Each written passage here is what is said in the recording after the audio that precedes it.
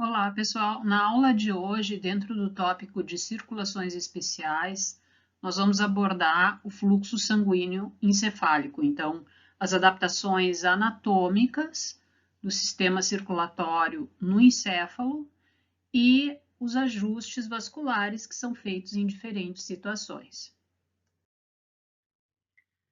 Apesar do nosso encéfalo corresponder a apenas 2% da massa corporal, ele recebe 15% do débito cardíaco. Então, esse fluxo sanguíneo elevado, ele está relacionado à alta demanda metabólica desse tecido. 6 segundos de interrupção de fluxo sanguíneo no encéfalo levam à inconsciência. Alguns minutos podem levar à morte neuronal irreversível e, portanto, disfunções nas regiões neuronais onde ocorreu a isquemia. A maior parte do aporte sanguíneo ao encéfalo é feito pelas artérias carótidas internas. As artérias vertebrais, elas também vão contribuir com a irrigação do encéfalo. Então, as artérias vertebrais, como vocês observam aqui, elas coalescem numa artéria basilar. Além de manter um fluxo sanguíneo continuado para o sistema nervoso central, é importante que o volume sanguíneo que circula pelo encéfalo também seja mantido constante, certo? Porque, diferentemente de outros tecidos, o encéfalo está dentro de uma estrutura rígida, que é a caixa craniana. Então, não é possível aumentar muito o volume de sangue circulando pelo sistema nervoso central, como a gente observou em outros tecidos. A gente pode dar o exemplo da musculatura esquelética, né, onde a gente viu que quando o indivíduo entra em atividade física, o fluxo sanguíneo aumenta muito. Isso não é apropriado de acontecer, esse aumento de fluxo sanguíneo no sistema nervoso central, porque o volume sanguíneo ele está diretamente relacionado à pressão intracranial.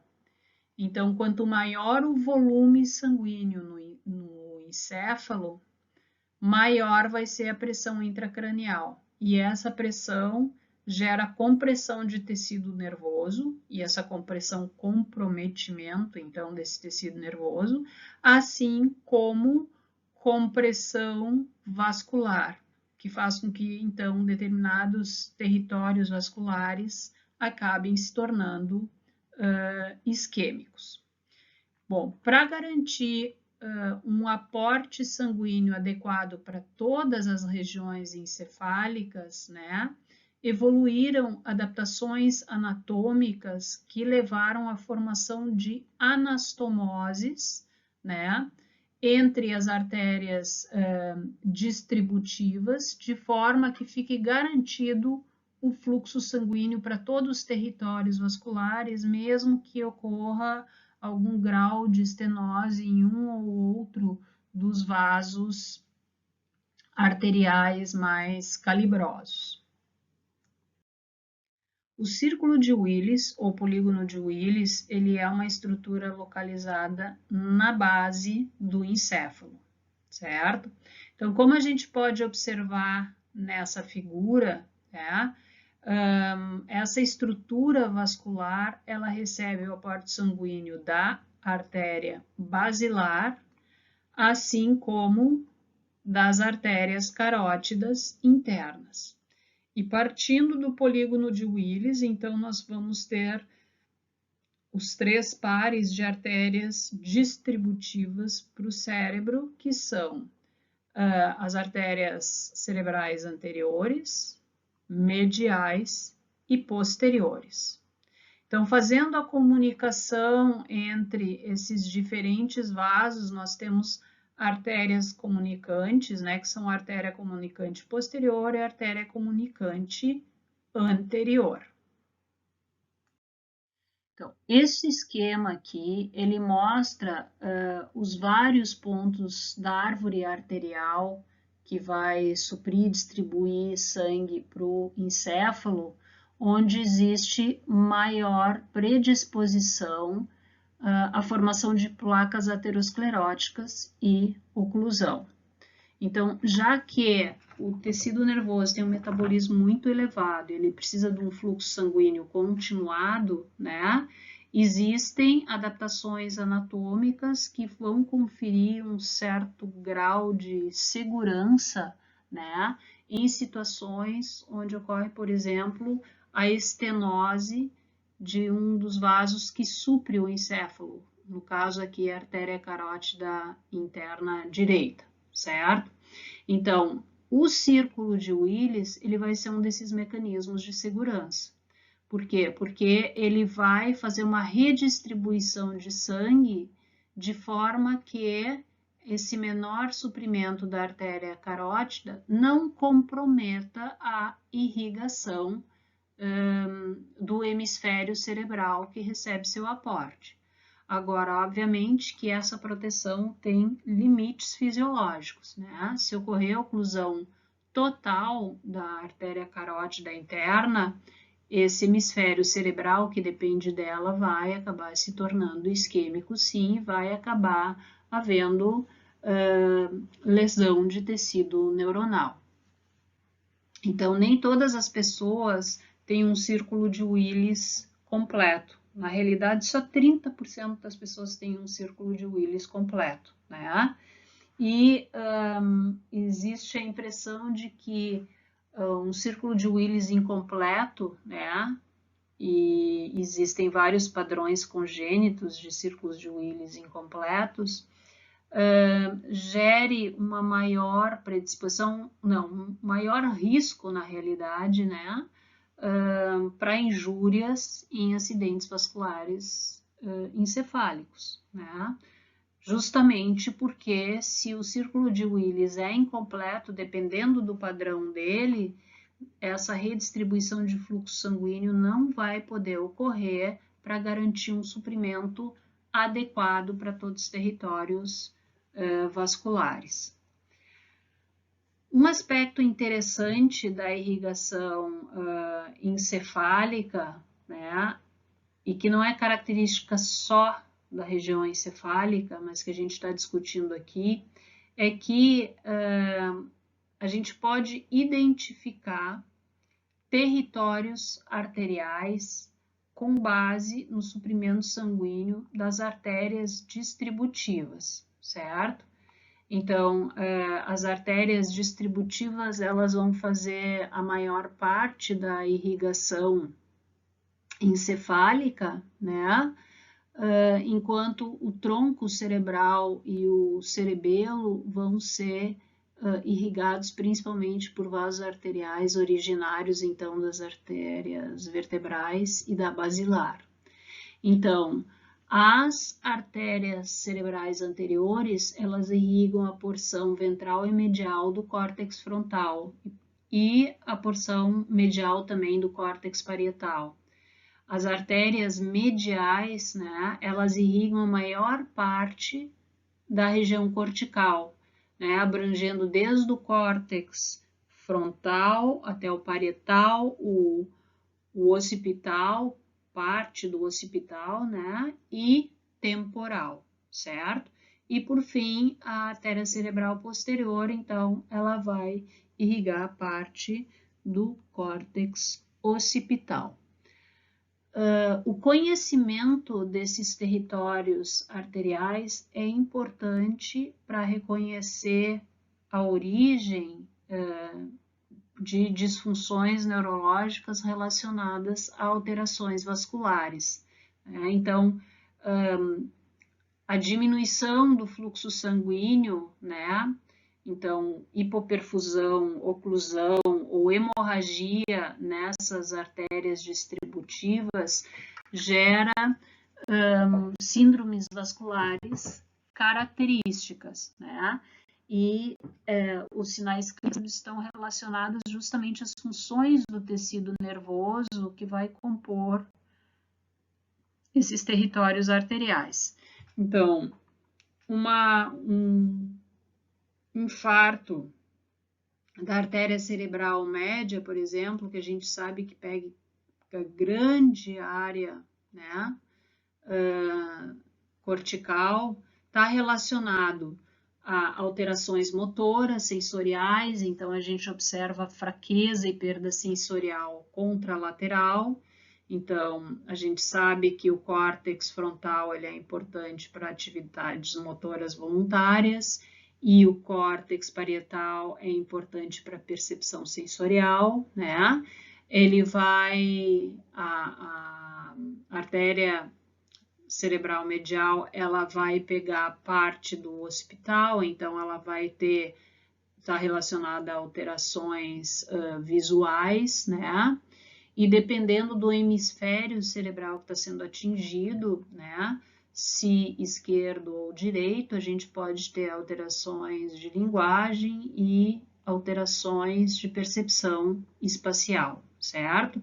Então, cada um desses territórios arteriais, ele vai ter um conjunto característico de sinais clínicos que já indicam, né, onde que pode estar havendo uma isquemia.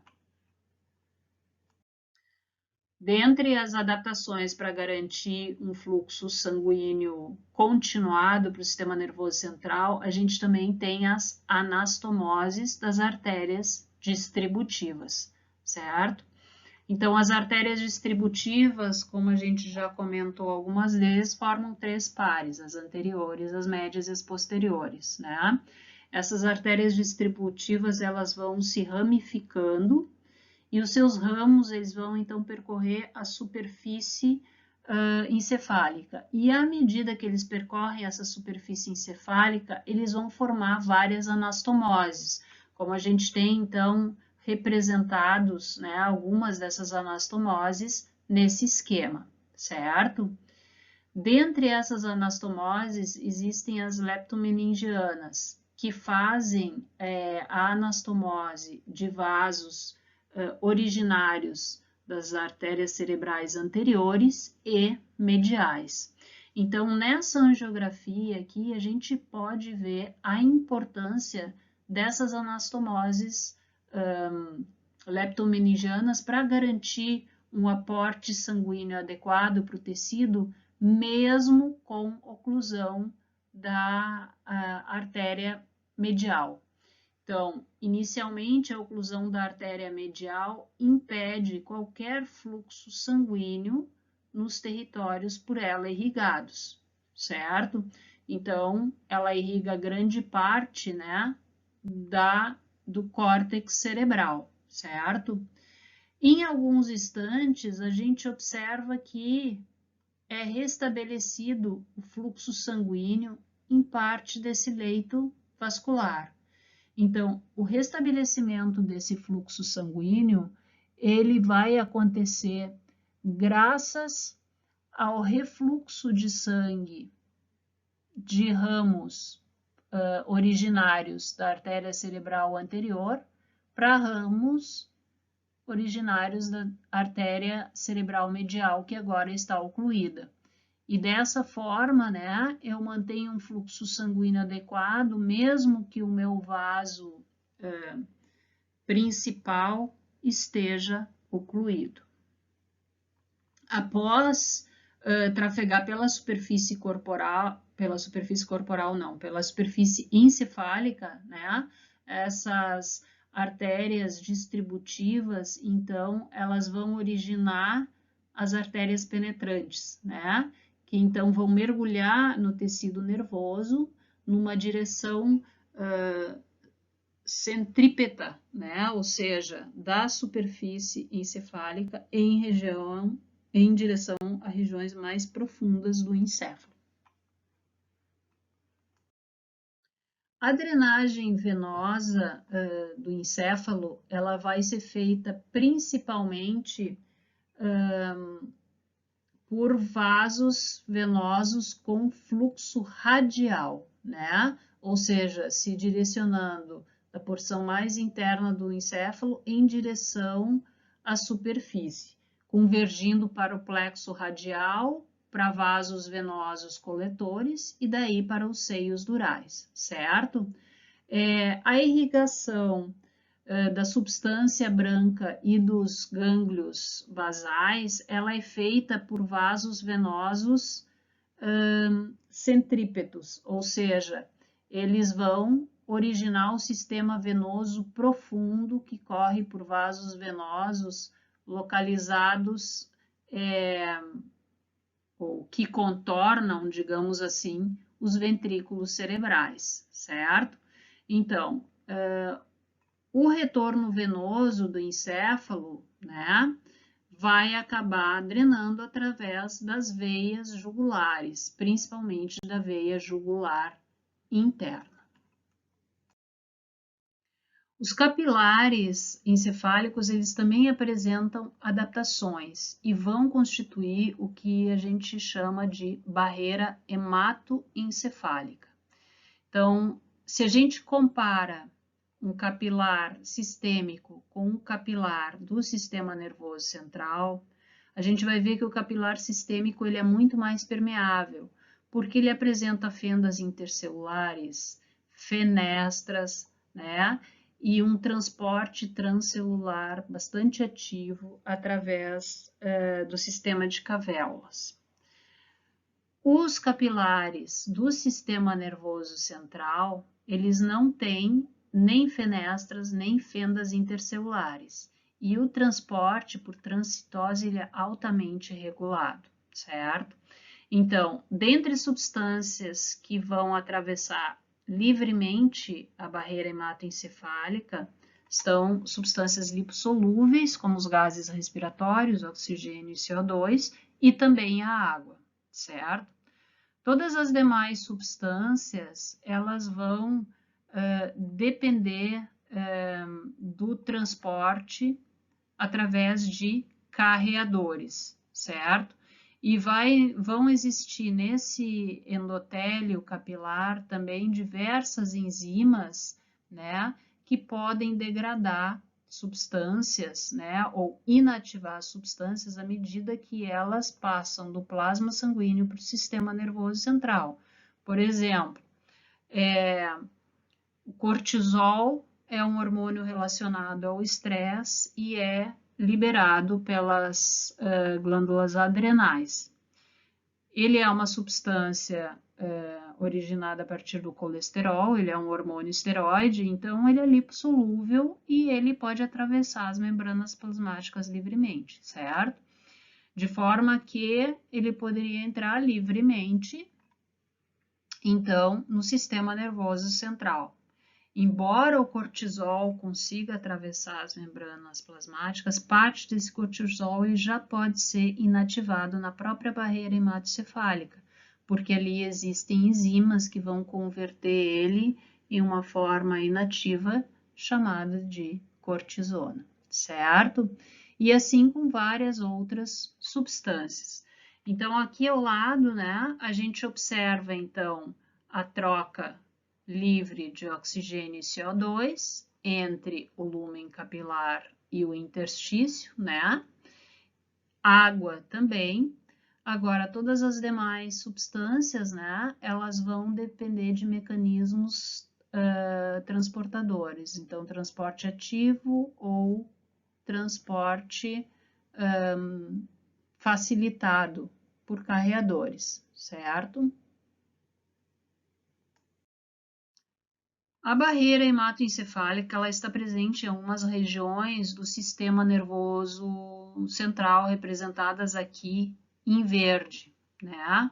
Como na glândula pineal, como na eminência mediana, que conecta o hipotálamo à hipófise, na hipófise posterior, na área póstrema, no órgão vascular da lâmina terminal e no órgão subfornical, né?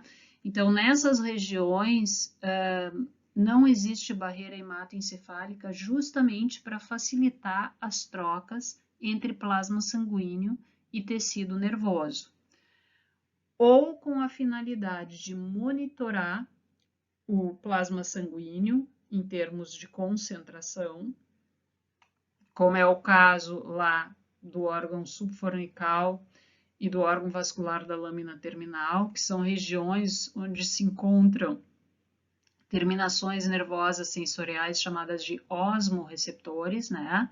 Terminações nervosas que monitoram a concentração dos líquidos corporais. Então, para monitorar os líquidos corporais, eu tenho que ter acesso, né, a esses líquidos corporais, acesso ao plasma sanguíneo, certo?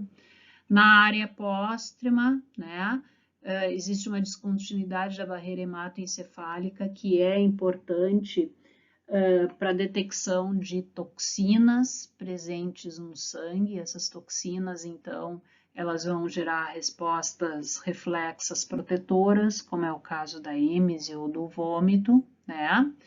E esses órgãos circunventriculares, eles também são importantes para secreção hormonal, que é o caso lá da glândula pineal e da hipófise posterior, certo? Então, a hipófise posterior secreta dois hormônios, o hormônio antidiurético e a ocitocina, né? Esses hormônios são hormônios peptídicos, são moléculas relativamente grandes.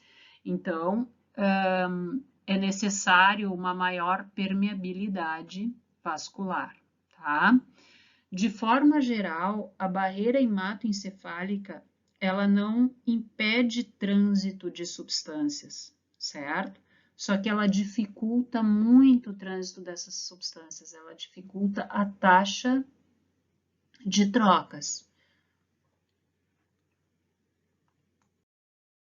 Então, até o momento, nós discutimos a organização do sistema circulatório encefálico, né?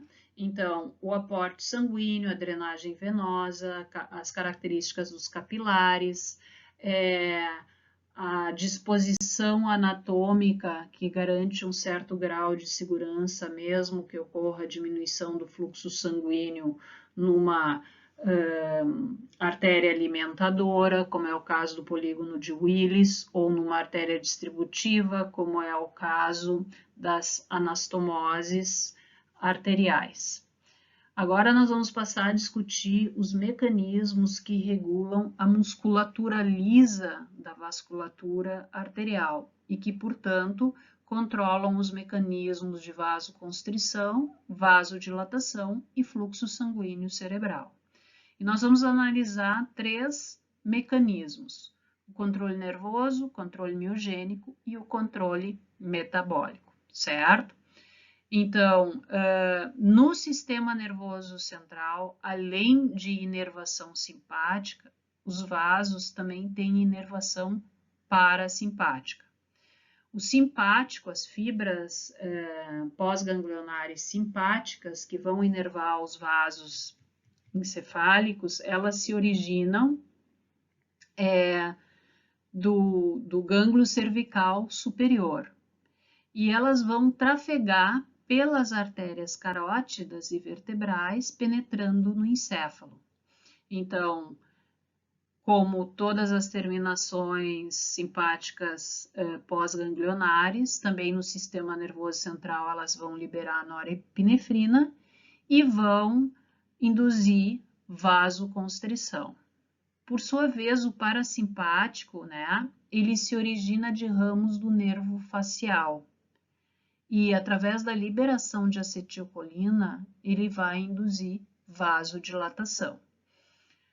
Além de simpático e parasimpático, né, a gente tem no sistema nervoso central também nervos sensoriais, né? Os corpos neuronais desses nervos sensoriais, eles estão localizados no gânglio trigeminal.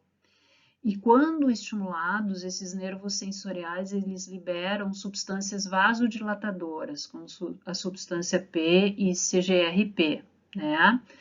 Então, no encéfalo, os estímulos para esses nervos sensoriais, né, são alterações pressóricas e químicas, certo?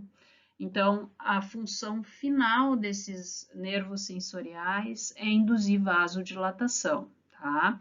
Então, eu tenho aqui ao lado um esquema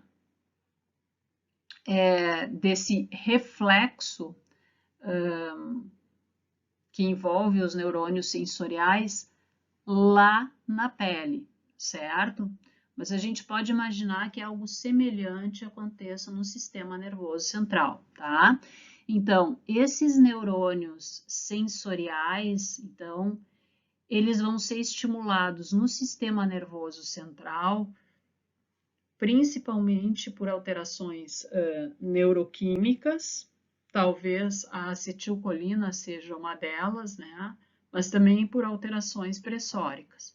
Então, quando essas terminações nervosas despolarizam, elas liberam essas substâncias químicas, né? A substância P e CGRP sobre os vasos, induzindo vasodilatação.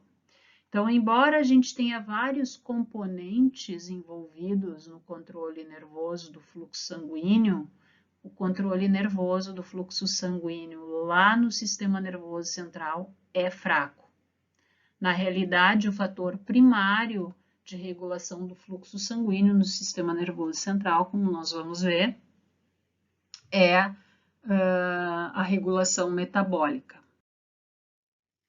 As alterações metabólicas teciduais, elas são normalmente acompanhadas por modificações na pressão parcial de oxigênio, CO2 e pH no tecido. Então, uma situação em que aumente o metabolismo do tecido, ocorre queda na disponibilidade de oxigênio e aumento na pressão parcial de CO2 e íons hidrogênio, o que significa acidose, certo? Desses três parâmetros indicadores de metabolismo tecidual, o que é mais importante para regular o fluxo sanguíneo local no encéfalo é a alteração do pH. Então, a queda do pH, que acompanha o aumento do metabolismo, ela estimula as células endoteliais a liberarem agentes vasodilatadores, certo? E esses agentes vasodilatadores, então, vão permitir que ocorra um aumento de fluxo sanguíneo naquela região onde ocorreu um aumento do metabolismo. A resposta ao CO2, então, ela é intermediada por alterações de pH. Por outro lado, a pressão parcial de oxigênio, né, apesar dela ter um efeito menos pronunciado que o pH sobre a motricidade vascular no encéfalo, né, ela tem um efeito que pode ser direto, né, então diminui a disponibilidade de oxigênio, portanto, o músculo liso do vaso não consegue mais produzir tanto ATP e na falta de ar, tá? Mas existem também trabalhos que indicam que essa queda na pressão parcial de oxigênio, ela vai favorecer a vasodilatação através de outros mecanismos vasodilatadores, como potássio, adenosina e óxido nítrico, né? Então, todas essas substâncias, elas seriam liberadas pela falta de disponibilidade de oxigênio e elas são substâncias vasodilatadoras, certo? Então, esse mecanismo local é o principal mecanismo de regulação do fluxo sanguíneo no sistema nervoso central e é muito mais potente que o controle nervoso pelo simpático, parasimpático e neurônios sensoriais. Além do controle metabólico, existe ainda o controle miogênico, né? Ou seja, assim como na circulação periférica, os vasos da circulação encefálica, eles são sensíveis à distensão por aumento da pressão intravascular e eles respondem a esse aumento da pressão com vasoconstrição. Ao contrário, se a pressão intravascular cair, eles vão responder com vasodilatação. Então, os mecanismos metabólicos de regulação do fluxo sanguíneo, eles vão resultar em uma redistribuição regional de fluxo sanguíneo das regiões que têm uma atividade metabólica mais baixa para aquelas regiões que têm uma atividade metabólica mais elevada. Então, isso pode ser apreciado nesse conjunto de ilustrações aqui, que refletem alterações no padrão de irrigação do encéfalo, né, em indivíduos que estão recebendo instruções para fazer diferentes atividades. Então, por exemplo, esse primeiro indivíduo aqui, ele está em repouso. Então, o padrão de fluxo sanguíneo dele é 1, né? Se a gente pedir para esse indivíduo começar a falar, a gente vai ter outro padrão de fluxo sanguíneo. Se a gente pedir para ele ler, a gente vai ter mais outro padrão de fluxo sanguíneo, certo? Então, o que a gente tem que ter claro é que a vasoconstrição e vasodilatação que vão ocorrer no sistema nervoso central, elas vão simplesmente redistribuir o sangue de uma região para outra, porque não é possível, por exemplo, numa situação de aumento da demanda metabólica, aumentar o aporte de sangue para o sistema nervoso central. Por quê? Porque ele está dentro de uma estrutura rígida que é a caixa craniana, e aumento de volume sanguíneo significa aumento da pressão arterial, com consequências que são geradas pela própria compressão de tecido nervoso, certo? Então, esse mecanismo de redistribuição regional é que vai dar conta das necessidades metabólicas neuronais. E ele também vai ser utilizado para estudos, né? Então, a gente utiliza alterações do padrão do fluxo sanguíneo para identificar quais áreas cerebrais estão envolvidas em quais funções. A pressão de perfusão é a pressão que determina o fluxo sanguíneo por um território vascular, né? No sistema nervoso central, a pressão de perfusão ela é determinada pela diferença entre a pressão arterial média e a pressão venosa intracranial, certo? Uma queda do fluxo sanguíneo cerebral, ele poderia ser gerado tanto por uma queda da pressão arterial, quanto por um aumento da pressão intracranial, ou da pressão venosa intracranial. Ainda assim, o nosso organismo tem mecanismos de autorregulação que fazem com que o fluxo sanguíneo cerebral seja constante, mesmo numa ampla faixa de pressões arteriais. Então, esse gráfico, né, ele mostra que o fluxo sanguíneo, representado aqui em ml por 100 gramas de tecido por minuto, ele se mantém constante num intervalo de pressões arteriais médias que variam de 70 a 120, certo? Então, dentro dessa faixa de pressões arteriais médias, esse fluxo sanguíneo vai ser mantido por mecanismos autorregulatórios, mecanismos metabólicos e miogênicos. Se a pressão arterial cair ainda mais ou subir, né, a autorregulação do fluxo sanguíneo não consegue dar conta, né, das modificações de pressão, de forma que então o fluxo sanguíneo no encéfalo aumenta em situações de hipertensão ou diminui em situações de hipotensão. Ainda assim, né, a gente tem um intervalo bastante amplo, com mecanismos de segurança potentes para garantirem, através de vasodilatação ou vasoconstrição, o aporte sanguíneo adequado para o tecido nervoso.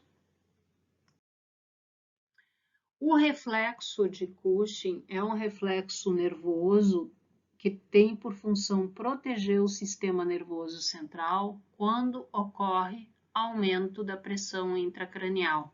Então, esse aumento da pressão intracranial, ele pode se instalar de forma aguda, como é o caso de situações onde ocorre traumatismo craniano com formação de edema, né? E então esse edema pode passar a comprimir vasos sanguíneos e aumentar a pressão intracranial, ou pode se estabelecer progressivamente, como no caso de um tumor.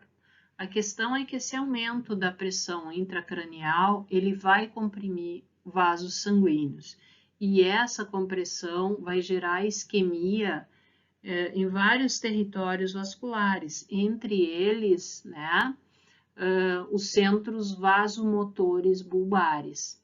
Então, a isquemia desses centros vasomotores vai fazer com que eles despolarizem mais facilmente, porque não está chegando oxigênio lá, não está chegando suprimento energético, substrato energético, como glicose, então a produção de ATP cai, né? E no momento que eles despolarizam, eles geram estímulos para os nervos simpáticos. E os nervos simpáticos, eles vão induzir uma vasoconstrição periférica generalizada, aumentando muito a resistência periférica. E essa resistência periférica gera aumento da pressão arterial, de forma que agora esse aumento da pressão intracraniana vai ser compensado por um aumento da pressão arterial. Então, o indivíduo se torna hipertenso, né, para garantir a distensão dos vasos contra essa pressão intracranial aumentada. Então, esse é um reflexo protetor.